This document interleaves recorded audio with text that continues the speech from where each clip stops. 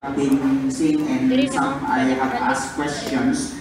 So this is about the cell injuries and some like that, how the cell responds to cell injuries. And there are some which are reversible and some which are irreversible. So the first one, now I have projected here, is a scanner, Misha. So that's why you will see it's such a small cell. So the scanner actually is not so much useful in the practical exam. So if you don't mind, you can skip the scanner because the scanner itself will not help you a lot in doing the diagnosis. So what will help you a lot is this power. This is the low power objective, but it's blurred, so you have to adjust it using the coarse adjustment. So when you have the low power, you have the authority to touch the coarse adjustment when adjusting for the low power. However, if you want to confirm a cell, you can switch it to the high power objective, but when in the high power objective, do not use the coarse, just do some fine adjustment. But in this one, seems to me the microscope is not so nice, so I will do the coarse adjustment. However, in the practical exam, we will have the one that is better because this one is an electronic generated computer microscope. We won't do the electronic generated microscope. This is only for teaching purposes.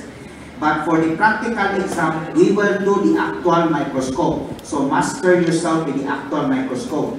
Now the actual microscope, when coursing from the low power to the high power objective, you need to adjust the fine adjustment. If the fine adjustment will not do, just a little adjust of the coarse, but mostly do the fine adjustment first. So that's the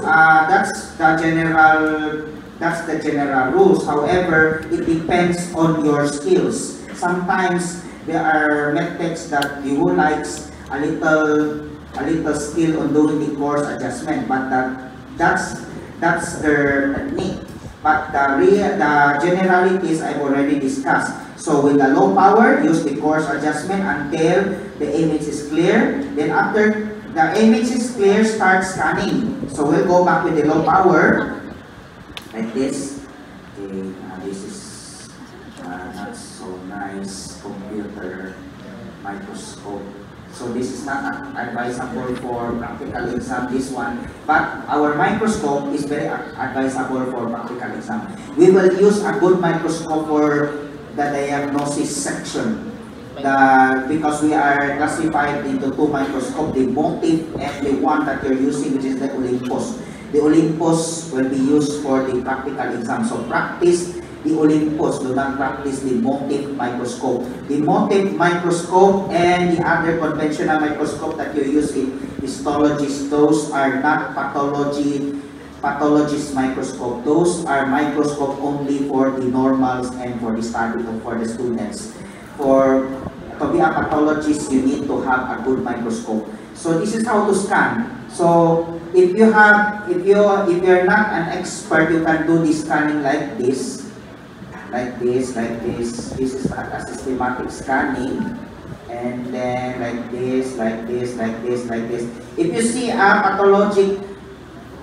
pathologic features already, you can stop the scan and then make your diagnosis. Like example, when we go to TB, but in cloudy swelling, sometimes there are some pathohistopath na in the low power objective, you can already make your diagnosis. If you cannot confirm it by the low power, you can switch the high power to confirm the cell. But mostly, it can be confirmed and you can make diagnosis using the low power, especially for tuberculosis. When you go to the tuberculosis section, you can sometimes in a field you can already see two distinct histopathologic feature. So right now, I'm going to discuss to you about the first slides. This is a slide in which when you go to when you want to rotate in Vicente Soto PGI pathology section to enhance your pathology skills, if you want to have your training in Vicente Soto Memorial as a PGI, you'll be dealing with autopsy. Cloudy swelling is very common in autopsies, like that. Cloudy swelling is the initial start of the injury. So for example, if a cell, this is the cell actually is impermeable to water, the cell, the intracellular compartment. However, when there are insults like infections or some injury sets in, like for example, when a cell is exposed to a bacterial toxins or a cell is exposed to a chemical toxin, the cell, they have gaps. It will imagine this is the cell with a gap. It doesn't permit water to get in. But when in cloudy swelling, their gap turns open. So imagine when there is no gap, there is a gap, so what will happen? Water will goes in easily due to the principle of the so-called osmosis principle. So like that. So when the water goes in, so you see the cell, those cells become swollen. Yeah. So before this usually our practical exam, we refrain giving organ system. So the organ system will not be given to you because in the real life anatomic pathology in service exam, the organs are not given. Even though how difficult it is not given. And in the real life, we are given about 30 seconds to make your diagnosis. So it's up to you how to manage. As long as 30 seconds, you can give your diagnosis, a wild guess perhaps, or accurate diagnosis, perhaps it could be. But I just hope it is not a wild guess. It is a diagnosis in per se. So like this. So in how to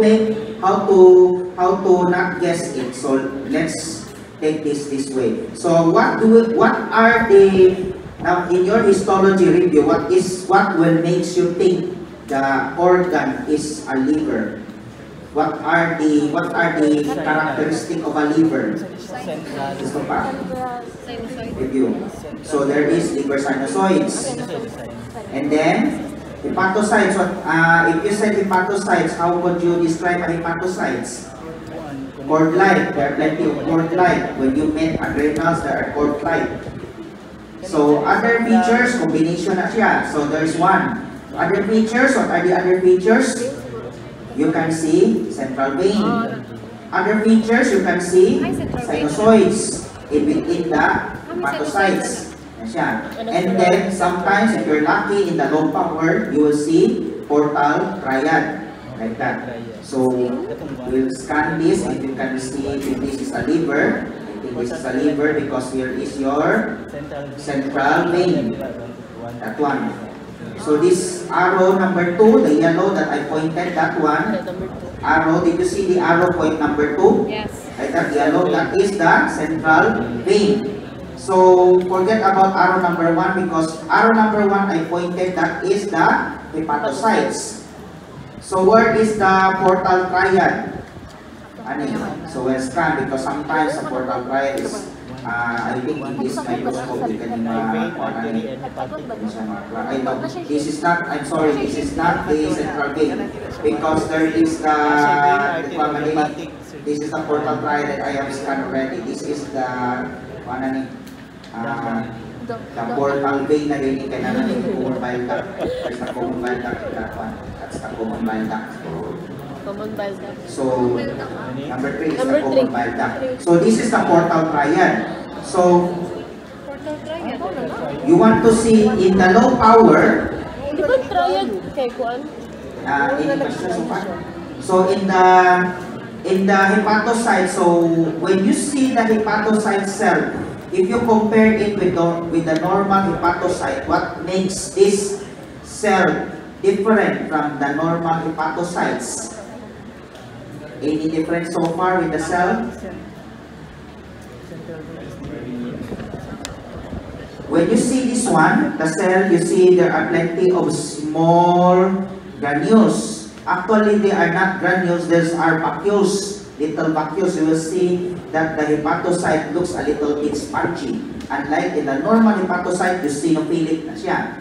Why is it a little bit spongy and not eosinophilic? Because when water sets in a cell, what will the cell do? The cell will swell.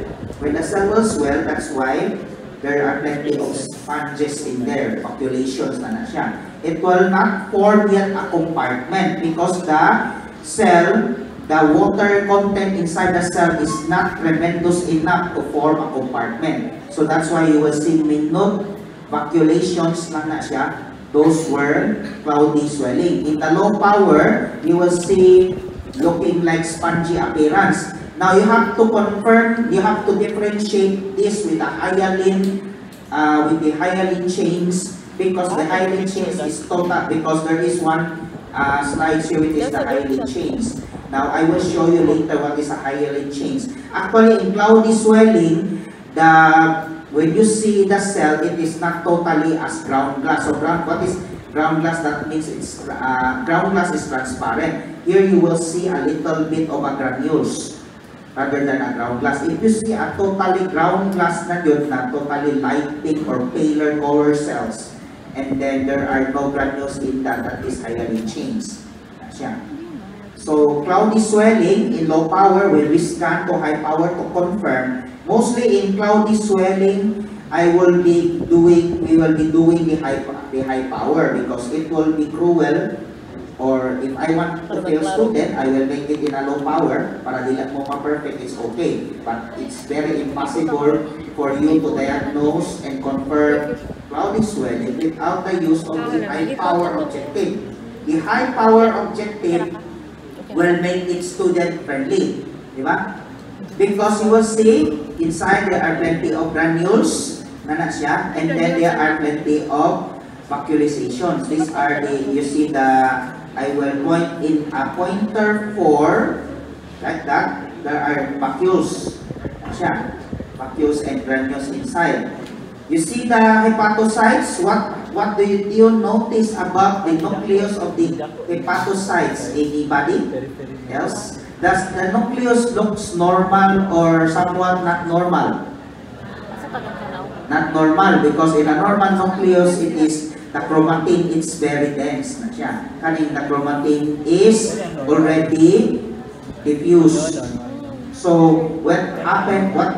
Why is it that the chromatin in the nucleus is already diffused? Because injury sets in. Once an injury sets in, then there are nuclear changes that will point to you that the cell is in peril na. So this is the cell is going some injury. So that's why you see the nucleus is not, the chromatin is very dispersed. What is the color of the nucleus? Blue or the pink? Okay, so you're looking at the blue. If you're looking at the pink, maybe you are looking at the wrong one. So you cannot understand what I said if you're looking at the pink. So if you're looking at the blue, you might think that it's not totally blue anymore. But the nice nucleus is blue. I will point the nucleus in pointer 5. So pointer 5, when you see that one, the nucleus is not yet blue already. It's medyo lighter. Na siya. So blue or violet, it doesn't care as long as that's the two color. As long as it's not dark violet. Because when you see dark violet or black, you will soon know what is it. But I will not tell you because right now it is inadequate for your level to know the black color, except for the second taker, in which they know already what is happening when the cell, the nucleus becomes blue-black or the cell nucleus becomes black. So you will know later. So this is a cloudy swelling. So cloudy swelling, when I ask, is it reversible or irreversible? Reversible, because this is the starting point of the injury. If you are a doctor, if you are a physician someday, mostly tissues are not biopsied except when there is a mass or there is a need. Even infectious disease, those abscess, sometimes you don't need to biopsy them if there's clearly an abscess din siya. Unless if you are in doubt, you can do biopsy. But never biopsy kidney tissue if there is no mass. Never biopsy brain tissue if there's no mass, kaya because those brain tissue cannot be regenerate. Diba? If you biopsy them, you will lose a brain tissue. So what will happen if you lose a brain tissue? A slight loss of a brain tissue would cause problem. So much more with the kidney, like that. So this is how the swelling. Where is the sinusoids? I will point to you the sinusoids. That's the liver sinusoids, the pointer number 6. So in high power. So we'll have to switch in the low power. We'll see in the low power. Ito mga spaces, iba sinusoid. Mga kanal na mga kanal. Cord-like. Nakay artery, nakay vein, nakay portal. So in the low power, you will see here a very clear architecture. There are liver sinusoids. Those little slit-like structure in between cells, those are liver sinusoids. So liver, all you need to find is hepatocytes, liver sinusoids, central vein, portal triad. So if you see that in your practical exam, put it on your answer liver for half points na siya. If you forgot to put the organ, you put the diagnosis, half points lang. So even if the organ is specified, like for example, I specify liver for life-saving purposes, and then you forgot to put the liver, I won't give you more points. So if I give you the organ, that's already a life-saving na siya. But mostly organ are not given. But in the first practical, because this is the starting point of your challenge, I will not put any organ system. The organ system, I will put the handicap examinations when there are plenty of mortalities na dito sa exams. So this is how CIM trains students. First, they will be dissecting students into which are the upper class, which are the lower class. The lower class, they try manage to survive. The upper class, they try to maintain their standard. They will not adjust for the lower class. That's how, because the CIM standard will adjust based on 100%, never on the highest scores. So, but right now we are adapting the highest scores back. But I don't know if I will ask Dr. Dargantes or Dr. Dargantes wants the highest score, pero if we can to adjust the highest score, medyo marami yun ang mabagsak. So I think if you adjust to 100%, marami yung mabagsak. So I think highest score would be like that. But please do not ask the highest score to adjust your standard, because the highest score sometimes they're fighting for cum laude, magna cum laude, summa cum laude, like that. And you know, summa cum laude, magna cum laude, when you apply in residency exam is very important, because if you are summa cum laude graduate and you apply for residency exam, you want to apply for residency, for sure you are 100% accepted. Even if your score in the board exam made you a little bit low. But if you are a little, you are not graduating, aspiring lang ka, like example, if your average is 76 and then your board exam score is 76 and you came from an institution that is not so good, so you aspire as much as higher yun. Usually, most institutions, they accept bigger institute, like CIM. When in CIM, 76 average, general average, they will accept most institution. But I don't know in Gulyas if they will accept a 76 in a residency. Except a 94 probably, or a 90, like that. So but CIM, ako 70 na, akong average is 80. The residency don't hesitate in accepting me, especially if you are belonging on the top 20, but it's a most prestigious school, like that. So that's why aspire good for greatness. Dili yung mo na medicine na ka, kakit lang, like that. Because in residency, if you become a specialist, in which I think most of you wants to be, aspire for great scores. Board exams, medical schools, and then in service exams. Like in service exam, when you want to apply residency, there's an exam. If you got low score, but your medical school years is good and prestigious, your board exam rating is good, they will accept you. Like in Soma, they're very strict. in accepting Chongwa is, I think, a good training ground. This highest committee, they are very strict. The internal medicine department is extremely strict in evaluating residents. So this is the cloudy swelling of the liver. So now we go to another organ.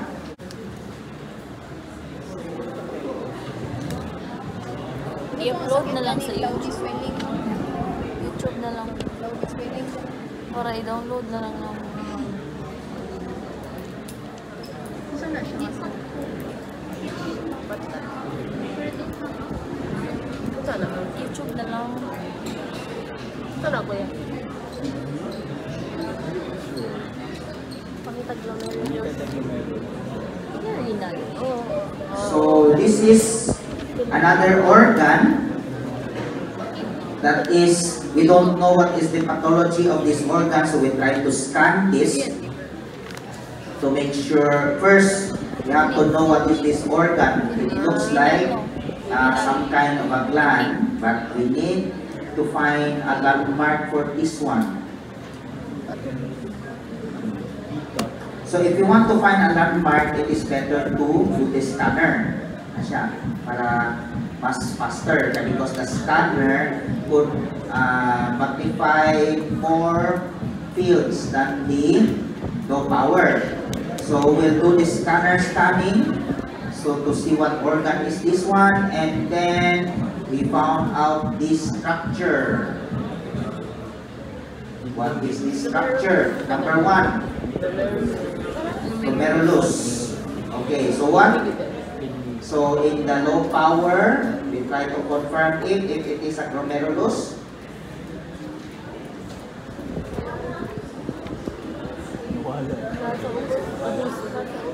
Okay, so it is Kuya, a katusok ka kuya. glomerulus. The one pointed is the glomerulus. So when you see a glomerulus, what is the organ? Very giveaways na siya. So I don't think that you would lose that points for that, just for not writing kidney. Because if you write kidney, automatically meron kayong points. But if you write the diagnosis with the organ, 4 points na siya, which is 5 points for the diagnosis. Like that. So do not forget to write the organ, which is kidney. So this is a kidney. So what happened with this kidney? Do you think this kidney is normal, or this kidney is, for example, in not all pathologists diagnose problems. There are some pathologists that diagnose normal, because there are some, for example, some surgeons, they tend to do the punch biopsy. And what happened with the punch biopsy, not only they give the pathologic diagnosis, sometimes they punch out a normal cell, less on the pathology. So sometimes when you are a good pathologist, you say, this is normal. Diba? So how would you know if this is a normal kidney and not a pathologic?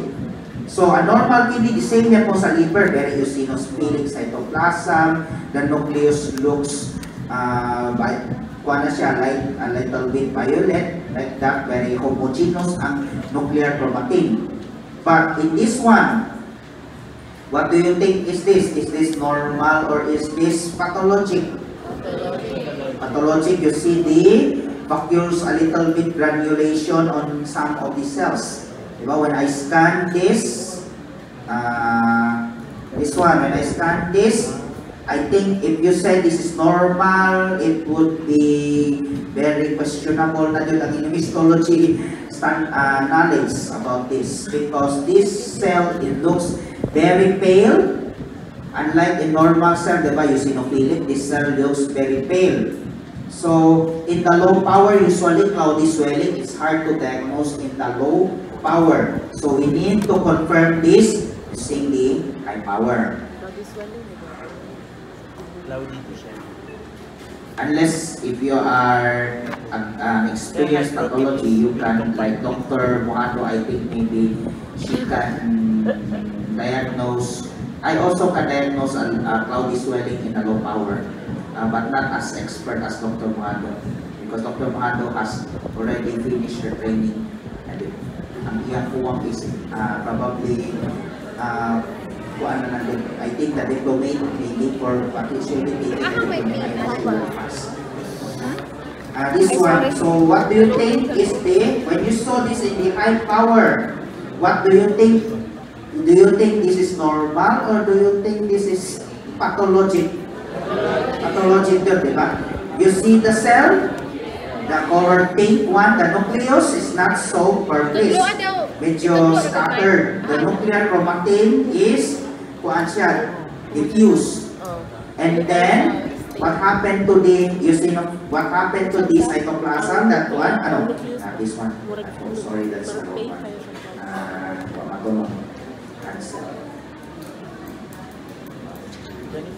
Okay, so this one, that one,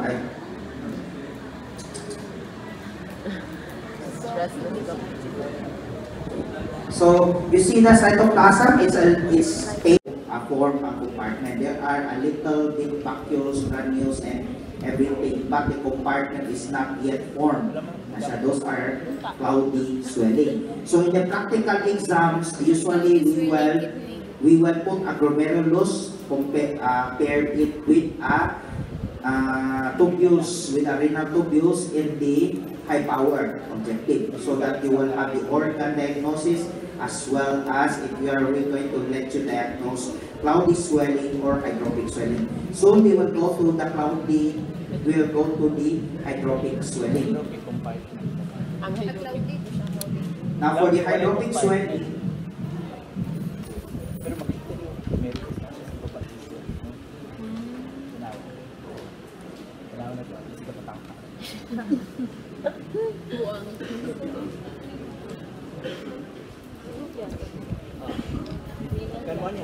ang glomerulus ito, kidney. Hydropic na? Sabot ka na hydropic. Hydropic is with water inside. Inside sa cell. Sa cell. Ito yun. Ang cytoplasm is yung hindi na makita. Ang cytoplasm. I think nakuha siya sa oil.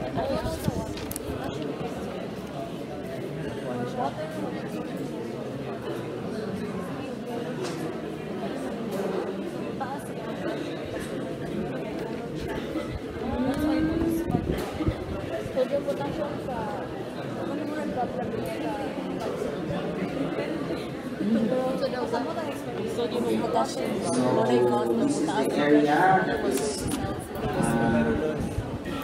we're looking for. So when you see this,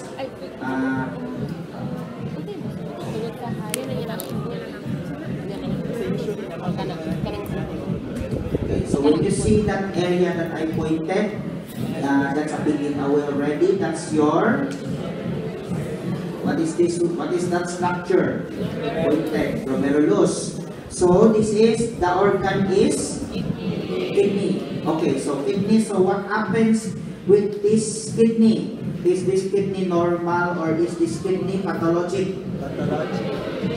Why? What is the pathologic for this? What makes you think this is pathologic and not normal? Okay, probably I will challenge you because I am not a pathologist and I assume you are a pathologist. Okay, I'll challenge you. Normal man because I am a family medicine. Sa hydropic na. Is normal or is abnormal? So normal man eh. Why is it? This is abnormal. I-point ko, Is there any signs that this is abnormal? This one, have you seen this vacuole here? That one. Oh, sakto Do you think that is normal for a tubules? No, that is not normal. That is the hydropic swelling. In hydropic swelling, this is the case. In cloudy swelling, there's a little gap, water sets in. However, too much gap due to too much swelling, the water gets in large, tremendous amount. So what will happen? The water will form as a compartment and as a cell. So that's why you will see those compartments, those that forming vacuoles. Those were hydropic swelling. That's why they were called hydropic, because the inside are water. And water and ether don't mix. So that's why you will see a full compartment, full outline, full circle. Yun na siya. Because the water cannot dissolve in ether. And water and ether don't mix. The one which is used to dissolve the specimen is ether.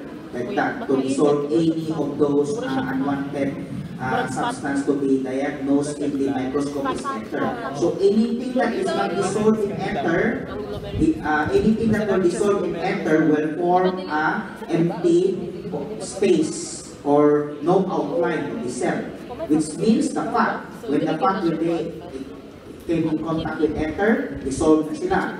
But in hydropic swelling, those were cell membrane that is swollen.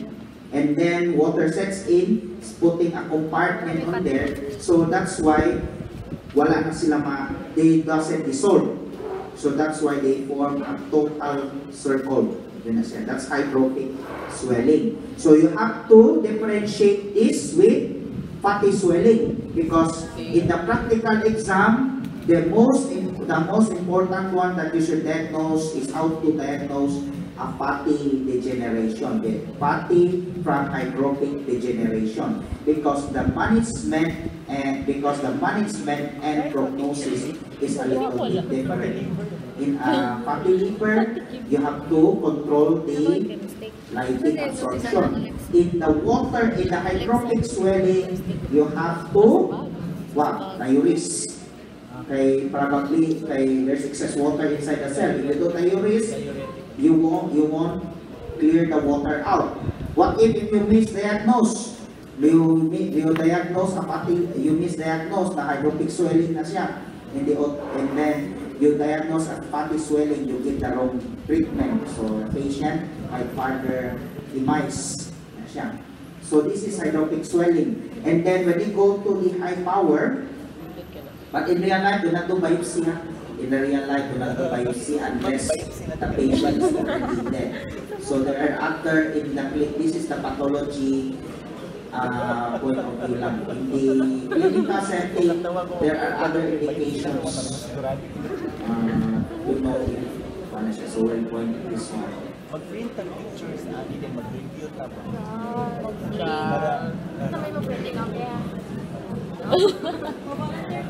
Don't you worry, because you won't be using this microscope in the practical examination. All of you will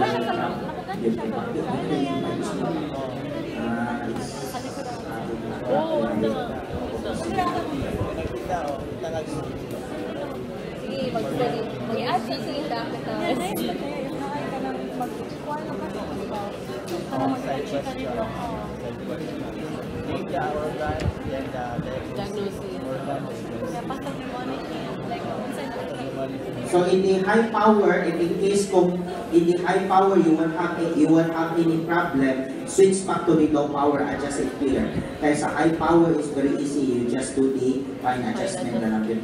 Like that. So your scanning should be on the low power yun. This one because kanin may kusipot yun.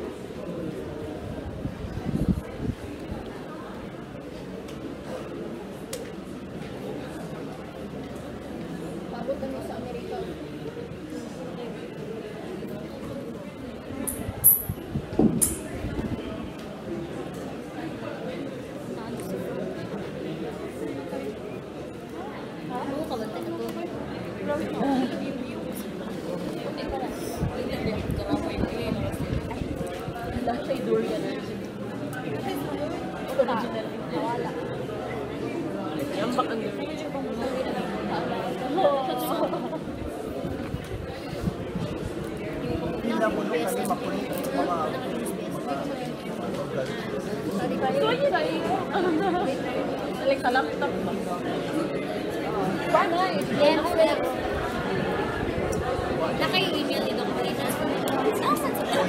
Oo, nasa. Hanggang kami kasi ito mapasok mo sa PSN ka. Masugot ka? Kasi ito, suhani ko. Sugot ka? Para ito pag ito siya email, doc, pwede. Ay, banta mo pas. Saturday. Morning. No? Wala ko siya game. Pwede yung mag-lecture.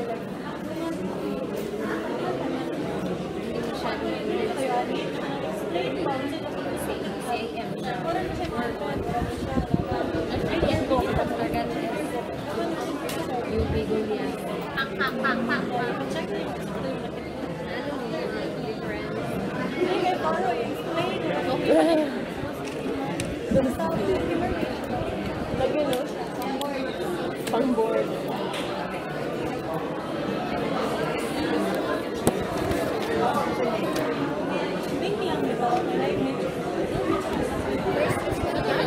Kasi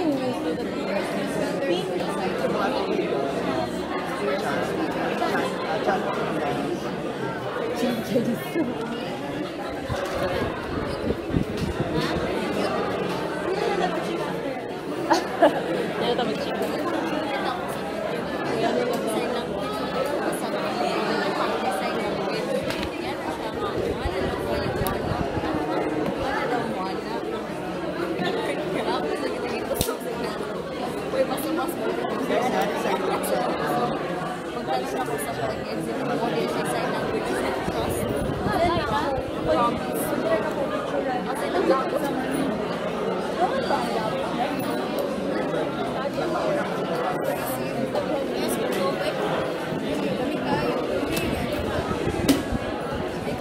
Promise.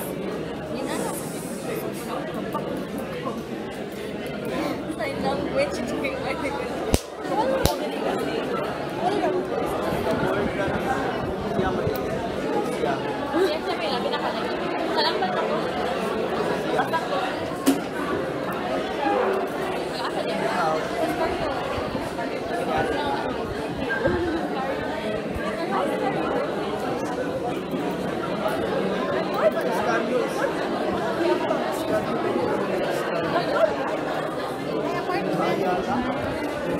Kayo, kilayo na.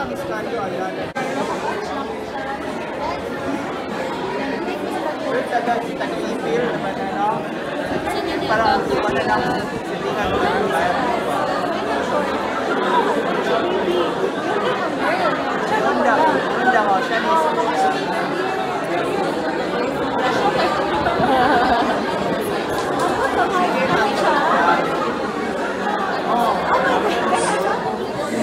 Okay, so this is a very good practical exam view of a hydrotic swelling of a kidney. So when I point the pertinent silent point here,